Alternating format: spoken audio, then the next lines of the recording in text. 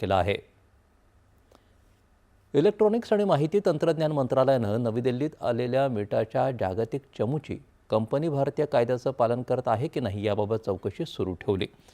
भारतात कार्यरत असलेले प्लॅटफॉर्म केवळ अमेरिकी कायद्यांनुसार काम करू शकत नाहीत आणि अनुपालनाच्या तांत्रिक बाबी समजून घेणं हा या चर्चेचा उद्देश होता, असं अधिकृत सूत्रांनी सांगितलं।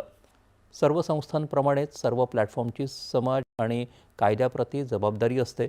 या चमूनं इलेक्ट्रॉनिक्स आणि माहिती तंत्रज्ञान मंत्री अश्विनी वैष्णव यांची भेट घेतली।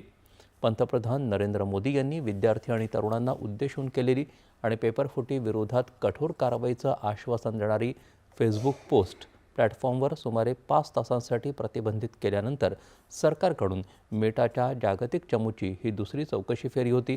नंतर मेटानं AI आधारित स्वयंचलित आशय फिल्टरमधील त्रुटीमुळे पोस्ट हटवण्यात आल्याचं सांगून ती पुनर्संचयित केली आणि माफी मागितली। लोकशाही